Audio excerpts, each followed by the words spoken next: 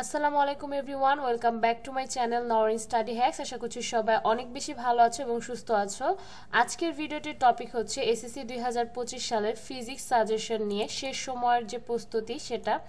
আজকে তোমাদেরকে আমি কয়েকটা চ্যাপ্টারের নাম বলবো। এই চ্যাপ্টারগুলো থেকে পড়লেই তোমরা 100% কমন পাবে, একদম 100-তে 100 বলা যেতে পারে। এখানে দেখতে পাচ্ছ চারটা চ্যাপ্টার দিয়েছি। প্রথমে হচ্ছে ভৌত রাশি এবং পরিমাপ, তারপরে হচ্ছে গতি, তারপরে বল, তার 4 নাম্বার অধ্যায় হচ্ছে কাজ, ক্ষমতা ও শক্তি।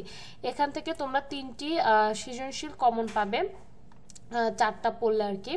তারপরে এখানে তোমাদের যে চারটা চ্যাপ্টার দেখানো হলো এগুলো পড়ার জন্য তোমাদের যথেষ্ট সেরকম সময় নেই আর কি।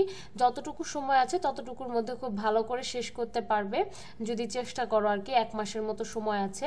আর এগুলো খুব গুরুত্বপূর্ণ অধ্যায়, গতি আর বল এগুলো ছাড়া তোমরা মানে এসএসসি পরীক্ষায় আর কি খুব ভালো করা আশা করা যায় না, কারণ এগুলো অনেক গুরুত্বপূর্ণ চ্যাপ্টার।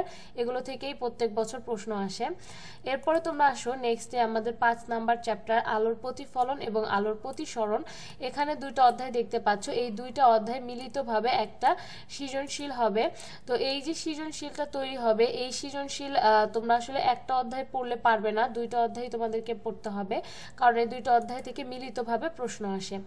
তারপরে দেখতে পাচ্ছ তোমরা আমাদের 7 নাম্বার অধ্যায় হচ্ছে স্থির বিদ্যুৎ এবং চলবিদ্যুৎ। এই দুইটা মানে অধ্যায় থেকে তোমাদের দুইটা বা সৃজনশীল আসতে পারে, মানে যদি তোমাদের ভাগ্য ভালো হয়।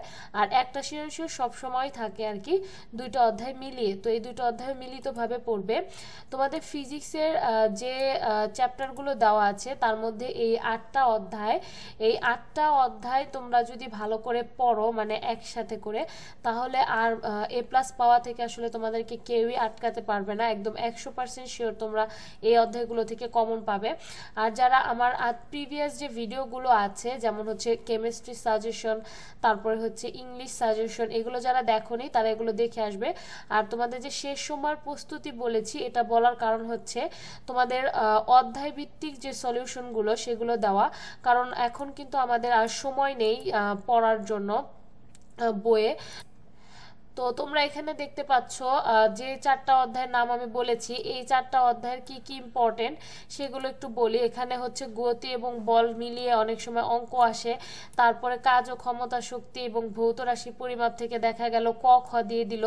তো এই জন্যই আর কি এই 4টা অধ্যায় মিলিতভাবে পড়তে বলা, কারণ যদি একটা অধ্যায় বাদ দেওয়া হয় দেখা যাবে ক পারতেছো তো খ পারছো না, খ পারছো তো গ পারছো না, এরকম। তো এই জন্য এই 4টা অধ্যায় পড়লে তোমরা দেখা যাবে যে ক খ গ সবকিছুই কভার করতে পারছো আর কি। তো এখানে 4টা অধ্যায় পড়ে তুমি মিনিমাম 3টা সৃজনশীল কমন ফেলতে পারবা, যেটা কিনা অনেক হিউজ একটা নাম্বার। 3টা সৃজনশীল পেলে আসলে পাস নাম্বারটা উঠে যায় আমাদের। তারপরে দেখতে পাচ্ছ এখানে আমি যে বলে দিয়েছি যে তোমাদের আলোর প্রতিফলন এবং আলোর প্রতিসরণ, এই দুইটা অধ্যায় হচ্ছে তোমাদের একটা সৃজনশীল আমি দিয়েছি। তার কারণ এখান থেকে প্রত্যেক বছরই প্রশ্ন আসে এসএসসিতে, এবং প্রতিফলন থেকে অনেক সময় দেখা যায় ক খ আসছে আর প্রতিসরণ থেকে গ ঘ চলে আসছে।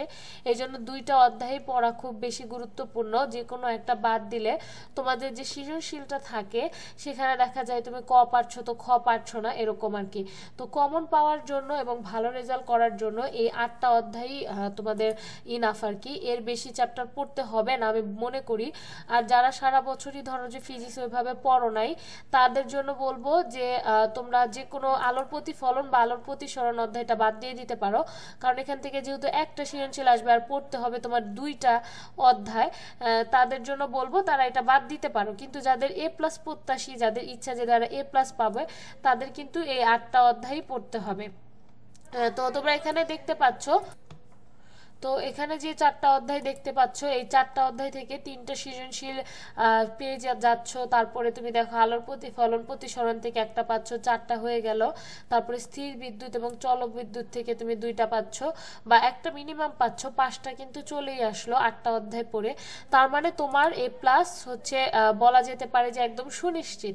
আর তোমরা যারা হচ্ছে এখন পর্যন্ত যে কোনো চ্যাপ্টার বাদ দিয়ে দিয়েছো বা পারো না, হ্যাঁ তারা এখনই বাদ দিয়ে দিতে পারো, আমি বলেই দিয়েছি দিয়েছি যে আলোর প্রতিফলন এবং প্রতিসরণটা বাদ দিয়ে দিতে পারো। এতে হবে কি, এটাতে ডিটেলস অনেক বেশি থাকে, আর একটা অধ্যায় পড়ে কোনো লাভ নাই, যেহেতু দুইটাই একসাথে পড়তে হবে, তাহলে তুমি একটা সৃজনশীল আনসার করতে পারবা। সেই ক্ষেত্রে তুমি আলোর প্রতিফলন এবং আলোর প্রতিসরণই বাদ দিয়ে দিতে পারো। তারপর এখানে আমি শেষ মুহূর্তের প্রস্তুতিতে আরেকটা কথা বলবো, আমরা আসলে টেস্ট পেপারগুলো একটু বেশি বেশি সলভ করার চেষ্টা করব, তাহলে আমরা প্রশ্নের ধারণা পাবো আর কি। যাই হোক, আজকের ভিডিও যদি তোমাদের ভালো লেগে থাকে অবশ্যই সাবস্ক্রাইব করতে ভুলবে না। আল্লাহ হাফেজ, আসসালামু আলাইকুম।